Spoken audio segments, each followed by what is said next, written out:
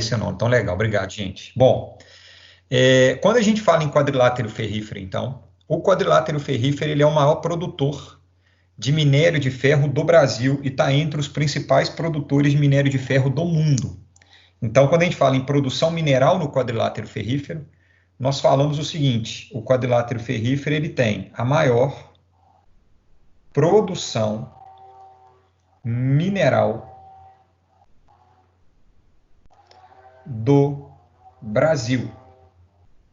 Beleza? O segundo lugar em produção mineral no Brasil está no complexo de Carajás, que fica lá no Pará. Beleza? Só o quadrilátero ferrífero ele produz mais ou menos 50% do minério de ferro, que é o minério mais produzido e mais vendido pelo Brasil.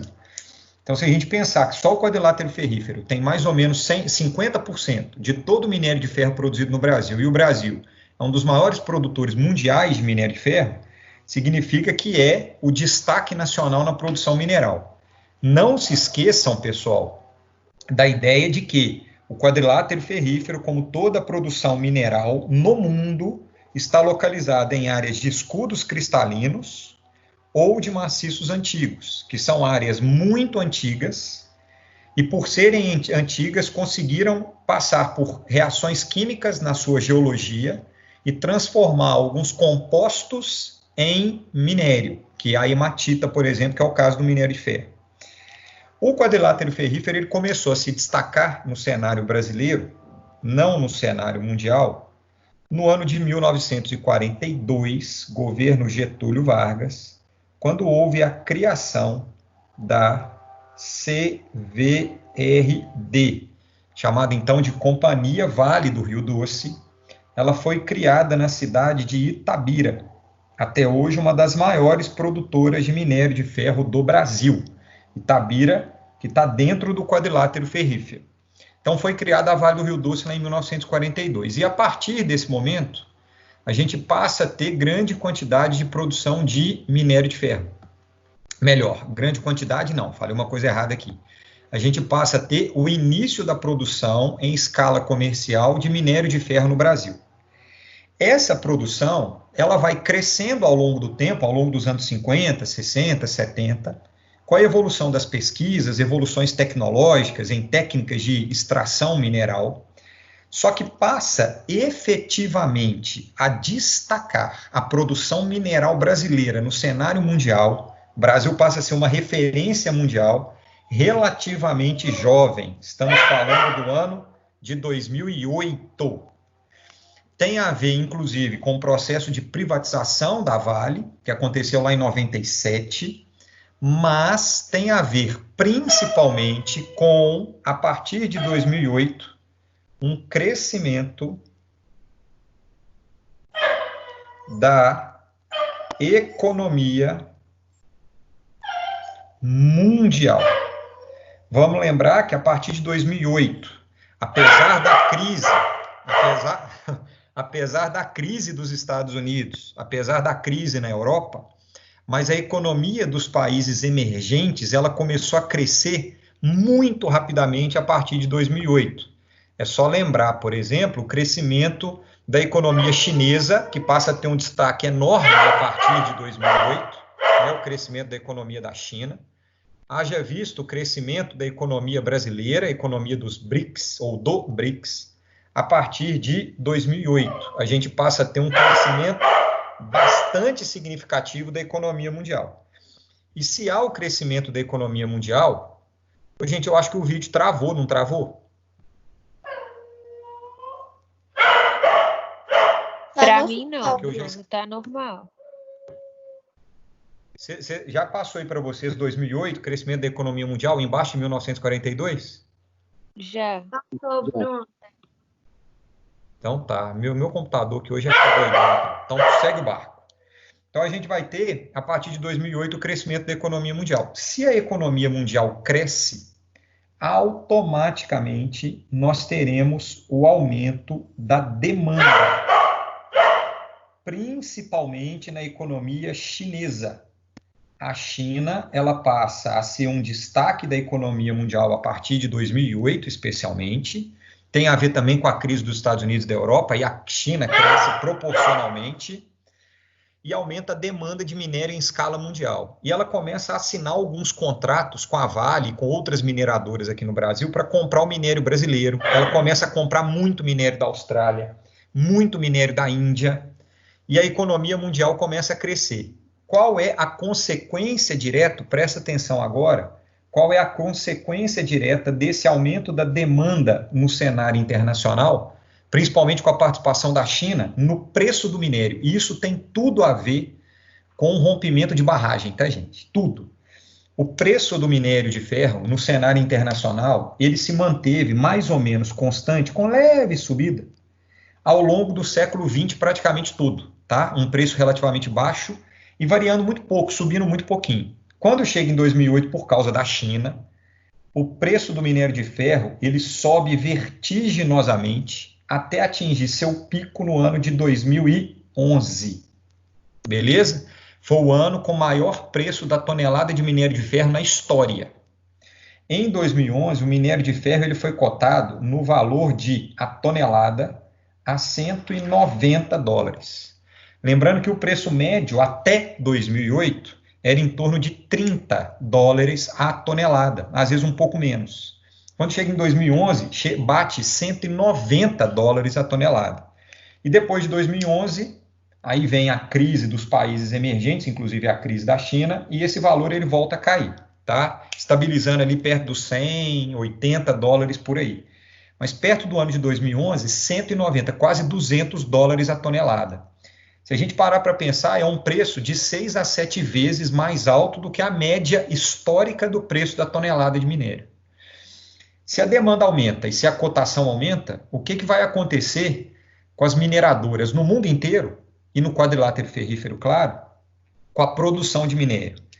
Se a demanda está cada vez maior e o preço está cada vez mais alto, automaticamente, a partir de 2008, com destaque para 2011 e 2012, a gente vai ter um aumento vertiginoso também da produção de minério, com destaque para o minério de ferro, beleza?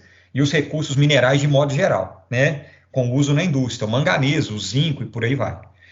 Quando aumenta a produção de minério, se no caso do quadrilátero ferrífero, 50% a 55% é ferro, daquele minério todo extraído, da hematita, do itabirito, que é a rocha, 55% é ferro. Isso vai ser vendido. O resto, 45%, 40%, 50% variando aí, o resto é rejeito, não vai ser usado para praticamente nada. Então, naturalmente, se aumenta a produção de minério, vai ter também o aumento da produção de rejeitos do minério, que é aquilo que não vai ser comercializado, é aquilo que não é o ferro, por exemplo. Esses rejeitos, eles são conhecidos tecnicamente como ganga. É um nome técnico para rejeito de minério. Resultado, meu povo, se o nosso objetivo aqui é falar rompimento de barragens de rejeito de minério, que aconteceu de 2015 para cá 2 vezes no quadrilátero ferrífero, e nos últimos 20 anos, uma média de uma barragem rompida a cada 2 anos aqui no Brasil. Se a gente está falando de rompimento de barragem, a barragem ela serve para colocar o rejeito de minério, porque esse rejeito ele é uma lama, porque um dos processos de separação do minério para o rejeito é feito por meio de água. Utiliza-se água nesse processo de separação.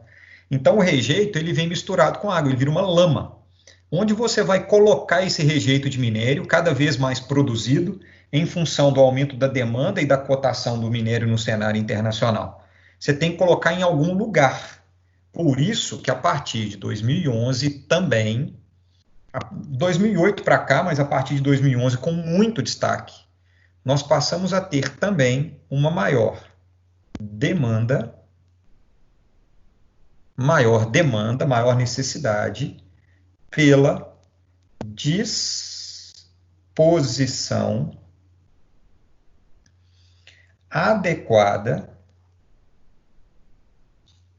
dos rejeitos, que é a ganga, que nada mais é do que aqueles 45% do itabirito que não tem ferro. Então, isso não vai ser utilizado. Então, isso vira rejeito. E esses rejeitos, essa tal ganga, nada mais é, como eu falei aqui, deixar registrado, uma lama, um barro de rejeito de minério, uma lama bastante densa. Onde que se coloca esse rejeito? Onde que adequadamente se direciona esse rejeito?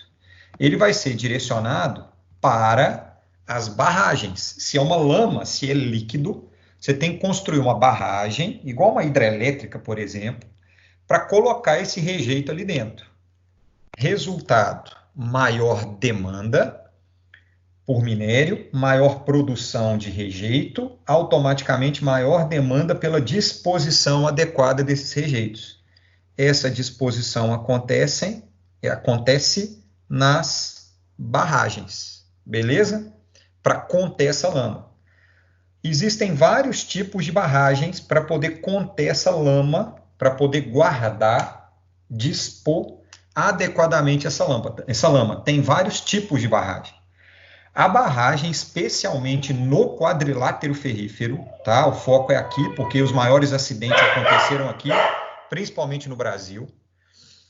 No caso do quadrilátero ferrífero, optou-se historicamente por uma barragem chamada de, presta atenção aqui, ó, alteamento a montante. Eu já vou falar o que é isso, tá? Alteamento a montante. É o tipo de barragem preferencialmente construída no quadrilátero ferrífero e em outros lugares do mundo também, para se dispor estes rejeitos de minério. Eu já vou falar o que é barragem de alteamento ao montante.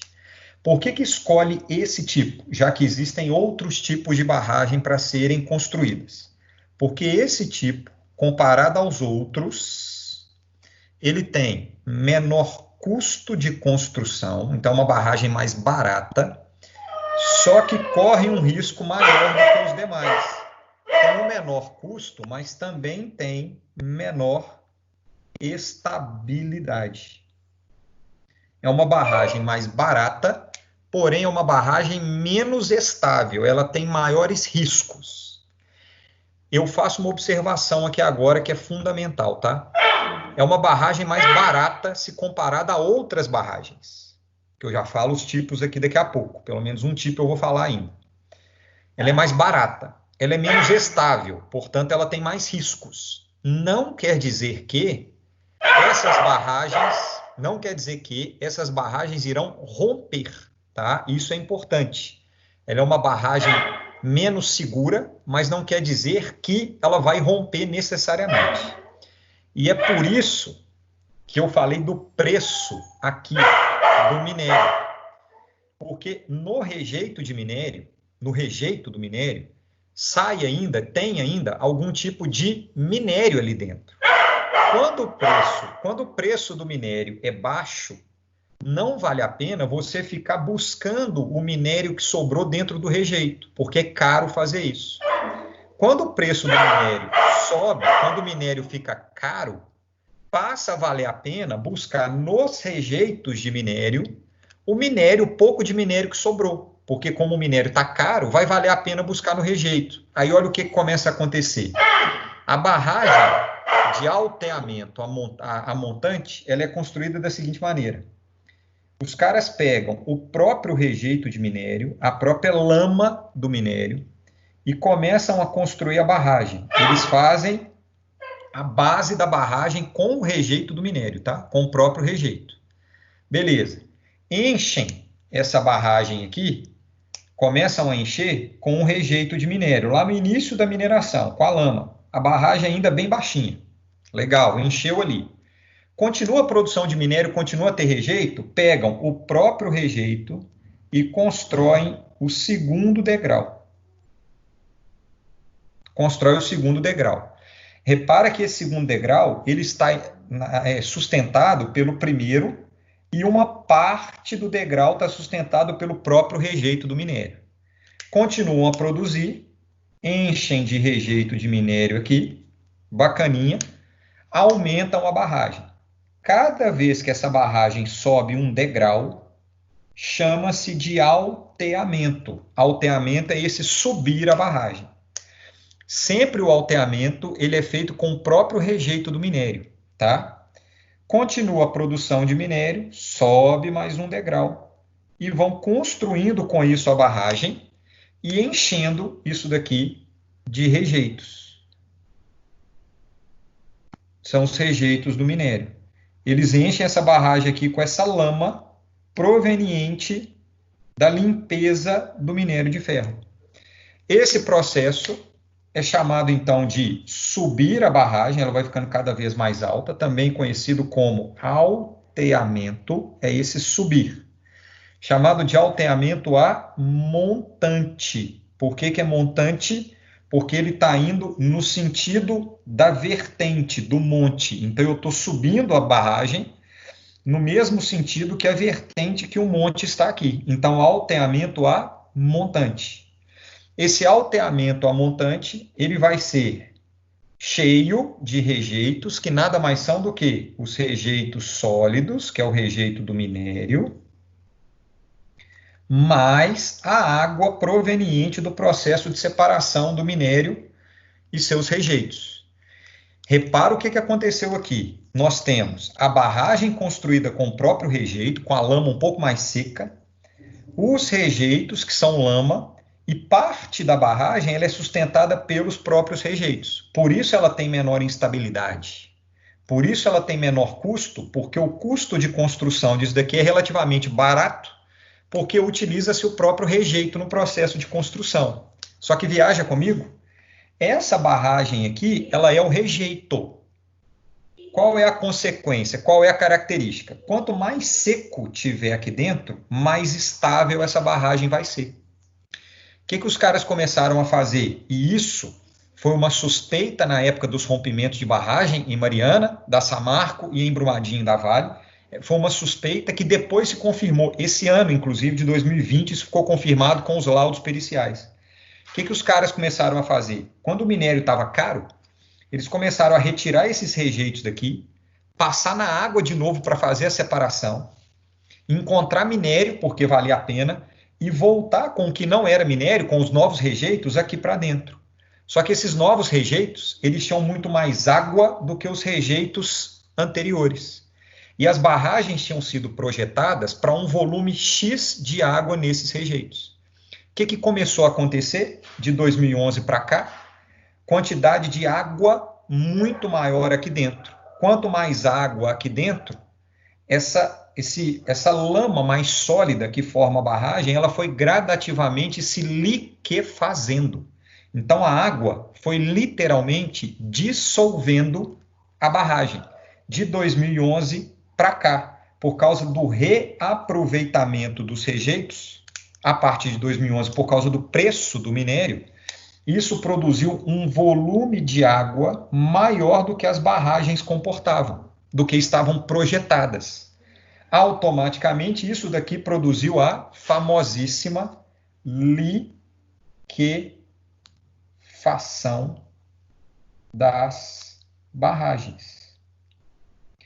E quando liquefaz a barragem, significa que ela perde a sua sustentação. Perdendo a sustentação da barragem, nós teremos o seu rompimento.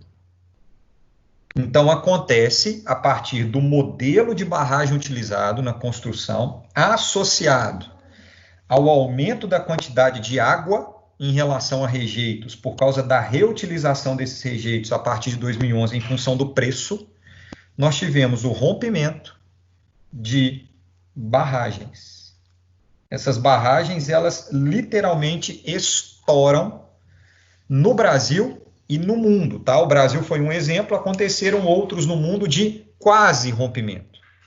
No caso do Brasil e do mundo, presta atenção, em volume de rejeito movimentado no rompimento de barragem, na história dos rompimentos de barragem de minério, em volume, não estou falando em número de mortes.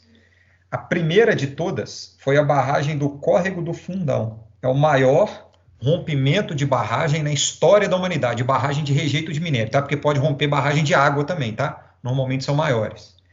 O que fica em Mariana. Esse rompimento aconteceu no ano de 2015, beleza? E era responsabilidade da Samarco. Por isso, vem uma briga de se responsabilizar ou não a empresa nesses rompimentos, já que o processo confirmado foi a de liquefação da barragem. Se ela liquefez, significa que existe uma certa responsabilidade no projeto e na manutenção dessa barragem. Então, o maior rompimento de barragem na história de minério em volume, barragem do Fundão. O terceiro maior rompimento em volume é a barragem do Córrego do Feijão, que é em Brumadinho. Rompimento que aconteceu no ano, janeiro de 2019, responsabilidade da Vale, essa barragem. Beleza? Então, lembrem-se, rompimento de barragem normalmente acontece quando a gente tem um processo de liquefação, principalmente quando é barragem de alteamento a montante. Pode acontecer por outros motivos, por exemplo, acontece um abalo sísmico, um terremoto, desestrutura essa barragem e rompe. Como no caso do Brasil, a gente não tem terremotos ao ponto de gerar instabilidade em barragem, significa que no caso do Brasil isso não é um motivo. Lá na Índia já teve rompimento de barragem, na China também, por motivo de terremoto, no Chile também, por exemplo. Aqui no Brasil, liquefação da barragem, aumento do preço, aumenta a produção de minério e a reutilização de rejeito, que aumenta a quantidade de água, gera liquefação e rompe a barragem. Dúvida até aqui, meu povo? Bruno, eu tenho uma dúvida. Oi. Fala, Manu. Essas barragens, elas foram construídas quando? Tipo, antes de 2008, de ter esse pico da economia mundial, ou depois? A maior parte dessas barragens vem sendo construídas desde a década de 50. E elas tinham uma determinada altura. Mas as barragens atuais, elas são mais difíceis de romper, não são? Do que essas antigas? As barragens atuais são o quê? Mais difíceis de romper do que as antigas, não são? Não necessariamente. Mas eu estava perguntando isso para minha mãe, porque ela mexe com isso, sabe? E aí ela estava falando que, tipo assim, tem a jusante, né? Que elas são, tipo, que não são para dentro do rejeito, são para fora e são tipo de cimento. Isso, eu vou falar dela lá no finalzinho. Ah, tá. Mas assim, e como que fazia a medição da quantidade de água dentro da barragem? Tá. Existem alguns equipamentos, alguns sensores, tem um nome dele agora que eu esqueci, tá? Que mede o volume de água dentro da barragem. Para saber se o volume está dentro do adequado do que aquela barragem foi projetada, ou se está fora, para mais, principalmente, né, do volume de água que aquela barragem foi projetada. Existem equipamentos, existem sondas que são colocadas aqui dentro do rejeito, que medem esse volume de água em relação à quantidade de rejeito que existe dentro da barragem. A briga que existe hoje é se nessas construções a montante, igual a esse exemplo aqui, no caso desses dois rompimentos que aconteceram, Mariana e Brumadinho, se os sensores estavam funcionando, se eles realmente mediram o aumento do volume de água, e se mediram o aumento do volume de água, por que nenhuma medida para reparar esse processo foi tomada? Porque aí você tem que drenar essa água que tem lá dentro, você tem que tirar essa água que está lá dentro. Claro que barragens construídas antigamente, lá dos anos 40, 50, elas tinham uma tecnologia de contenção um pouquinho menos eficiente do que as barragens de hoje, principalmente com relação a monitorar essas barragens, a manutenção da barragem, a tecnologia de monitoramento, para que não haja o rompimento. As barragens mais modernas, elas têm uma chance de romper menor. Agora, quando trata de barragem a jusante, volta a frase, tá? Quando trata de barragem a montante, caso não haja o aumento do volume de água nessa barragem, e caso não haja terremotos nesse ambiente, a chance de rompimento é muito pequenininha, é quase zero, desde que ela é monitorada de maneira adequada. Se houver o aumento do volume de água, principalmente acima do que aquela barragem foi projetada, aí a chance de rompimento ela tende a aumentar. Eu não sei se eu respondi sua pergunta. Respondeu. Mas, tipo assim, uma parte que eu não entendi do que você explicou é o reaproveitamento do rejeito. Não entendi isso. Porque é o seguinte, quando faz a separação do que é o minério de ferro, do que é a hematita, do resto, a gente faz essa separação, ela é feita por meio de decantação, né? Por diferença de massa, e aí separa e precisa de água. Ou seja, você meio que pega o minério, tritura aquele minério, bate até virar um pó bem fininho, coloca ele dentro da água. Você vai ter a decantação, vai ter a separação do que é o minério de ferro e o que é o rejeito. Só que nesse processo você não consegue separar 100% do minério de ferro. Então, no rejeito, ainda vai ter alguma coisa de minério de ferro nele, que ficou ali.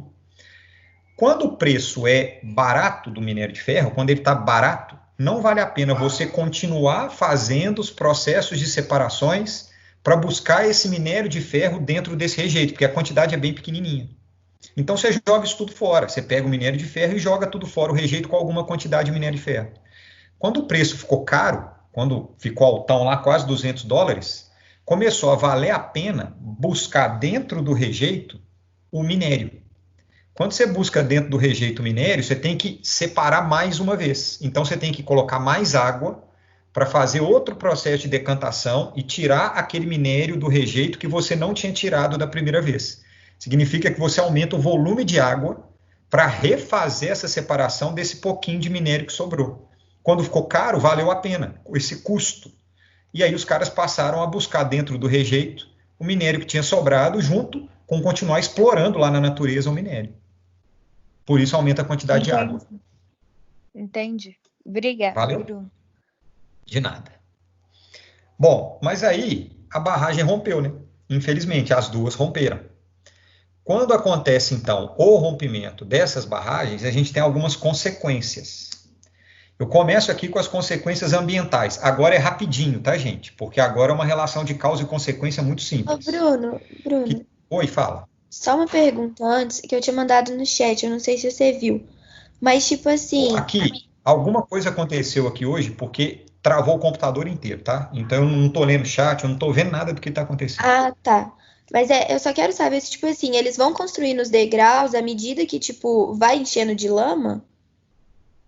Isso. E aí, tipo assim, só uma coisa, quando eles, tipo, repassam na água de novo para dissolver, a água meio que dissolve a barragem ou a barragem não aguenta o volume de água? Pode acontecer os dois ao mesmo tempo ou só um. O que aconteceu aqui, nesses dois casos, foi a água dissolver a barragem. Na aula de correção de exercício, se der tempo, eu vou mostrar o videozinho para vocês do rompimento da barragem de Brumadinho, porque foi filmado, né? Tinha uma câmera de frente para a barragem. Você vê exatamente o momento em que a barragem ela estufa e estoura por causa da liquefação. Entendi. Entendeu? Tá bom, então. E pode acontecer também, Gabi, da barragem não suportar o peso, tá? O governo de Minas, na época, ele teve responsabilidade também, porque foi autorizando o alteamento a montante superior ao volume que aquela barragem poderia comportar. Entendi. Que é o outro problema. Entendeu? Aham, obrigada. De nada. Ô, Brunão. Beleza, meu povo. Ô, Bruno. Oi, fala. Tipo, em 2019 eles aprovaram uma lei estadual aqui em Minas Gerais que proíbe barragem montante, né? Que eles estavam desmontando, eles até desmontaram uma ali no Bosque de Jambreiro. Isso. A partir de 2000, ano passado. Foi ano passado, você falou? Ano passado. Isso. Foi aprovada a lei que proíbe o alteamento a montante por causa desse perigo que tem, do risco, né? Não quer dizer que todas irão romper. E agora as mineradoras elas estão investindo muito a fazer um processo de separação parecido com o que igual ao que fazem lá na Serra dos Carajás, que é um processo de separação a seco, por imantação. Você coloca o minério todo dentro de um ímã gigante. E esse ímã ele é responsável por fazer a separação. E aí não usa água, aí o rejeito é sólido. O rejeito sólido, a disposição desse rejeito ela é mais fácil, mais barata do que quando o rejeito é líquido. O processo de separação é mais caro, mas a disposição do rejeito acaba ficando mais barato. Estão investindo muito nisso aqui também por causa desses rompimentos recentes. Aí se acabar, limpar a barragem, chama, Augusto, descomissionamento. É um nomezinho mais difícil, mas é o que é acabar, limpar essa barragem. Descomissionamento. Tá? Bom, então rompeu a barragem. Oi, fala, desculpa. É só que eu coloquei isso lá no chat também, eu acho que você não tá vendo. Mas. Não tô vendo, assim, tá? Você deu pau. Tipo assim, quando você vai reaproveitar os minérios do rejeito, não tem como você, tipo, meio que reaproveitar os minérios e depois meio que drenar a água que fica sobrando na barragem, tipo, para evitar deslizamento. Depois o quê? Drenar a água que fica... Não ouvi de... Drenar a água que fica na barragem. Drenar a água. Isso. O ideal seria fazer isso, Manu. O ideal é isso, tá? O que é o mundo ideal aqui?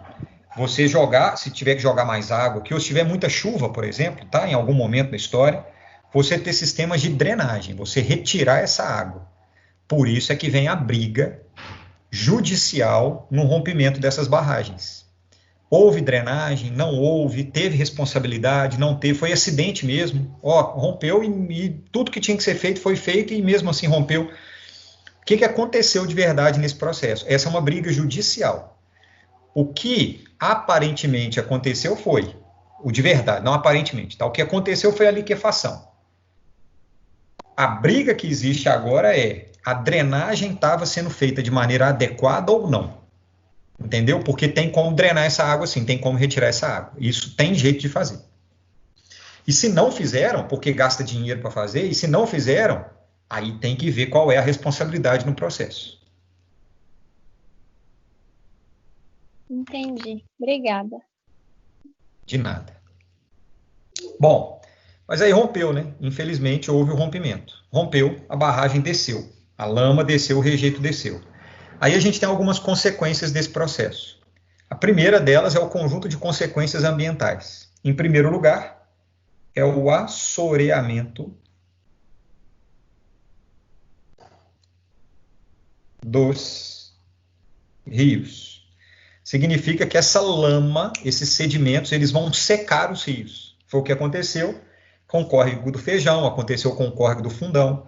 No caso do córrego do Feijão, por exemplo, que está na bacia do Rio Doce, que deságua lá no Espírito Santo, em Linhares, aconteceu inclusive, no córrego do Fundão de Mariana, aconteceu inclusive ao longo do Rio Doce várias áreas que não tem mais água, por causa dessa quantidade de sedimento que seca o rio, chama assoreamento, ou seja, você acaba com a água do rio. Isso é um impacto ambiental gigante.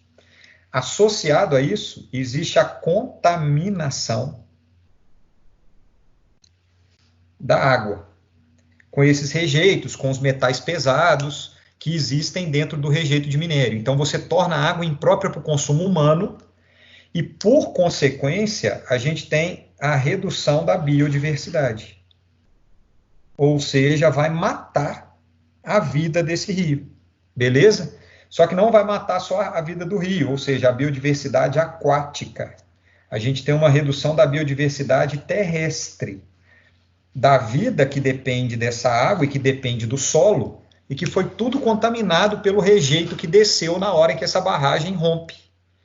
E por isso, se a gente tem redução da biodiversidade, nós teremos uma quebra, um desequilíbrio da cadeia alimentar.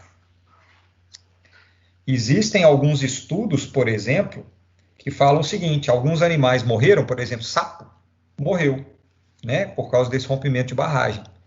E isso acaba gerando um desequilíbrio na cadeia alimentar e algumas doenças aumentam em número de casos. Por exemplo, depois do rompimento da barragem de Mariana, por exemplo, tá? A gente teve aumento no número de algumas doenças. Por exemplo, dengue e outras doenças cujo vetor seja o mosquitinho. Porque aí você quebra a cadeia alimentar, desequilibra, e aí a chance da proliferação de doenças aumenta. Então tem alguns estudos que relacionam o rompimento da barragem de Mariana, já que tem um pouquinho mais de tempo, com o aumento do número de casos, por exemplo, de dengue, febre amarela, que são disseminadas por causa do mosquito. E aí, se ele não tem o sapo para comer o mosquito, consequentemente, a possibilidade do aumento de doenças ela é muito grande. Então, repara que o rompimento da barragem não é um impacto só naquele momento do rompimento. Ele tem um impacto em larga escala. Se a água foi contaminada, nós temos a redução da qualidade dessa água, já que ela foi contaminada, principalmente a redução da qualidade da água, nesse caso, para o consumo humano. Várias cidades ficaram sem água. E uma das coisas que a Justiça falou que a Vale tinha que fazer, por exemplo, é fornecer água para essa população. E, por último, do ponto de vista ambiental, a contaminação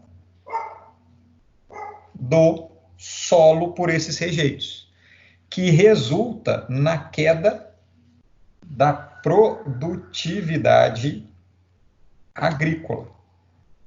Então, muitos agricultores que dependiam da sua produção para o seu sustento, para vender para a população local, por exemplo, a agricultura familiar, acabou perdendo completamente, totalmente o seu sustento, porque o solo contaminado e não consegue produzir. Resultado, a gente tem um impacto ambiental que vira também impacto social, tá? E econômico, por causa das doenças, por causa da contaminação do solo e da água. Então, do ponto de vista ambiental, esses daqui são os impactos. A gente poderia listar mais vários, mas esses daqui são os mais importantes. Se tem um impacto ambiental, automaticamente nós teremos também um impacto, ou o conjunto dos impactos sociais, que é um impacto diretamente sobre a população. Por exemplo, nós temos o deslocamento forçado. A população que não pode mais viver na região onde ela vivia. A gente tem acompanhado de perto, pelo menos muitos têm acompanhado de perto, a questão do rompimento da barragem de Mariana, né, a barragem do Fundão, e a população das vilas que foram afetadas diretamente, elas não puderam voltar para suas casas. Até hoje não tem casa para eles, por exemplo. Então, isso é um deslocamento forçado, que muitos chamam essa população de refugiados ambientais. Beleza? Porque eles foram obrigados a sair da sua casa por conta de um rompimento de barragem. Então, eles são também conhecidos como refugiados. Além disso, nós temos o transtorno psicológico,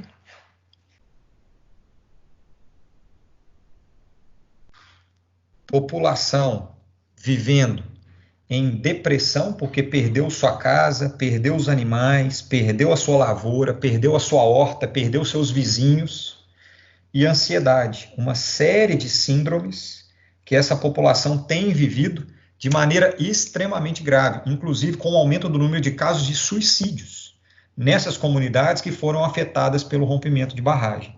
E, claro, o aumento do desemprego, seja nas empresas que pararam de produzir o minério, nas mineradoras, seja nas áreas afetadas, porque não tem nada na região, não tem agricultura, não tem água potável, não tem solo adequado, não tem a moradia para a população, não tem, claro, comércio local.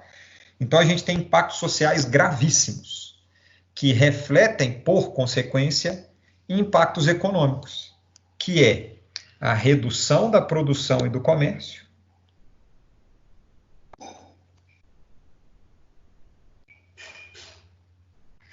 ou seja, reduz produção, reduz o comércio local, redução da produção e comércios locais, que resulta, imagina isso, numa cidade igual Brumadinho, numa cidade igual Mariana, você tem desemprego, você tem impacto social, tem um impacto econômico, que é a redução da arrecadação dos municípios, especialmente, que dependem da mineração. Por exemplo, Brumadinho, a Vale, que houve um rompimento, hoje ela não produz mais nada. Ela não pode produzir. Lá em Mariana, Samarco também não produz mais nada. A justiça fechou enquanto não resolve esse problema, enquanto não julga todo o processo. E aí é que vem, do ponto de vista econômico, um problema. Por quê? Porque você tem a queda da arrecadação. Existe um imposto que a gente chama royalty sobre o petróleo, sobre o minério, chamado CEFEM, que é a compensação financeira pela exploração mineral. Compensação financeira pela exploração mineral, que é tipo um royalty. Traduzindo, se uma empresa, a Vale, vai explorar minério em um determinado município, isso vai trazer movimento econômico, social para o município, mas vai trazer problemas ambientais especialmente. Você vai ter problemas sobre a água, problemas sobre o solo, você vai ter degradação, perda de biodiversidade pela própria mineração. As estradas vão ser cada vez mais demandadas pela frota de caminhões. Então, as empresas elas têm que gerar uma compensação financeira para os municípios, para que eles possam reinvestir esse dinheiro na manutenção, principalmente da infraestrutura que essas próprias empresas vão utilizar, principalmente rodoviário, por exemplo. Em 2017, essa compensação financeira ela foi de 3,5% do faturamento das mineradoras. Gente, eu vou passar um tempinho do horário da aula, tá? 3,5% do faturamento. Era 2% e o governo Temer aumentou para 3,5%. Por que eu estou falando desse impacto econômico? Só para vocês terem uma ideia rápida. Só para ter uma ideia. Mariana, a cidade de Mariana, 80% da arrecadação dela vinha da Cefem, ou seja, vinha da mineração, da Samarco. Ou seja, o município dependia da Samarco para existir. Brumadinho, que está mais perto da gente aqui, Nova Lima, Belo Horizonte, Brumadinho, 60% do município, a arrecadação vinha da Cefem. Resultado, com a paralisação dessas mineradoras, em função do rompimento das barragens e todo o impacto que isso produz, os municípios, Mariana perdeu 80% da arrecadação automaticamente e Brumadinho perdeu 60% da arrecadação automaticamente. Existem na justiça algumas compensações financeiras que as mineradoras estão fazendo para esses municípios, mas que não compensam esses 80% e 60% perdidos por Mariana e Brumadinho. Esse impacto econômico reflete para a população, por exemplo, com a redução da prestação de serviços públicos. Por exemplo, Mariana fechou públicos. Mariana, por exemplo, fechou as creches da cidade porque não tinha dinheiro para sustentar as creches municipais porque perdeu a arrecadação. Então, isso acaba afetando automaticamente na população. Então, o impacto econômico acaba virando também impacto social. Dúvida, pessoal? Ou seja, o impacto ele é gigante, né? Só que aí a gente pode pensar que existem algumas soluções, tá? Pelo menos para tentar evitar o rompimento da barragem. A primeira delas é diminuir a quantidade de rejeito de minério. Como? Fazendo a reutilização dos rejeitos. Ou seja, você vai demandar menos de barragem com esses rejeitos. E ele pode ser utilizado, por exemplo, na construção civil. Os rejeitos eles podem ser utilizados na construção de pavimentos de ruas, de tijolos. Eles podem ser utilizados no tratamento de água. Para vocês terem uma ideia, existem alguns sais que são retirados de rejeito de minério, que podem ser utilizados em tratamento de água para o consumo humano, em áreas de esgoto, por exemplo. Com isso, você vai ter menos rejeito na natureza, menos demanda por barragem de minério. Você pode produzir, por exemplo, um processo chamado de separação a seco, que é o que utiliza, por exemplo, na Serra dos Carajás, aqui no Brasil, e eu falei lá no começo que o Augusto perguntou, um processo de separação a seco, por exemplo, tá? Então, você reutiliza o rejeito, você utiliza a separação a seco, que aí tem menor demanda de água. Você pode produzir, você pode fazer, por exemplo, a construção. Bruno, essa separação que você fala é do minério? Do minério, isso. Okay. Separação do minério. Mais alguém? A gente pode fazer a construção de barragens mais estáveis. Vão ficar mais caras, porém vão ser mais estáveis. Por exemplo, a Manu tinha falado aí, uma barragem chamada de alteamento. Alteamento é subir a barragem a jusante. Aquela primeira que eu expliquei é alteamento a montante. Ô, Bruno, o que é um alteamento a jusante? Presta atenção aqui que o desenho é rapidão, já que todo mundo já entendeu barragem. Acontece o seguinte, o alteamento a jusante é assim, ó. Você vai construir a barragem, você constrói o primeiro degrau da barragem aqui, o segundo degrau da barragem você constrói aqui. E a barragem ela vai crescendo, entre aspas, para baixo. O terceiro degrau da barragem, você coloca aqui e faz isso daqui. O quarto degrau da barragem faz assim. Isso é o alteamento a jusante. Você cresce, entre aspas, para baixo. A base da barragem ela fica muito maior do que alteamento a montante. Quando enche aqui de minério, de rejeito, a chance de rompimento dessa barragem aqui é quase zero. Para falar na história, eu acho que não teve nenhuma barragem de alteamento a jusante que tenha rompido. Porque repara o tamanho da barragem, o tamanho da base dessa barragem, ela fica muito mais estável. Só que gasta muito mais rejeito de minério para construir. Então, o custo ele fica mais alto, tá? Apesar dela ficar mais estável. Isso é uma outra possibilidade que o Augusto chamou a atenção, por exemplo, da construção de barragem a jusante, que torna mais estável. E por fim, que o Augusto também lembrou, o descomissionamento, que é você acabar com a barragem, ou seja, você drenar a água do rejeito, e ao drenar a água do rejeito, a barragem seca, e aí não tem como ela romper. Só que você não pode colocar mais rejeito nessa barragem, então essa barragem ela fica inutilizada, porém seca. Então nós temos essas 4 soluções, tá? Repara o que a gente fez aqui na aula. Não sei se vocês perceberam. É uma estrutura parecida não, igual à estrutura que é pedida na redação do Enem. A gente começou contextualizando o quadrilátero ferrífero, depois a gente contextualizou o aumento da produção de rejeito com o contexto internacional, dos minérios, do aumento do preço.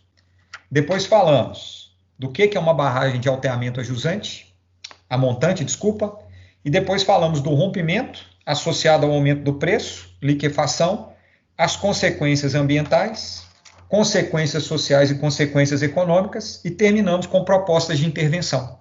Então eu pensei essa aula, galera, mais ou menos no modelo do que pode vir a ser uma redação de algum vestibular, já que o quadrilátero ferrífero ele é palco nos últimos anos desses principais rompimentos de barragem, principais impactos que aconteceram.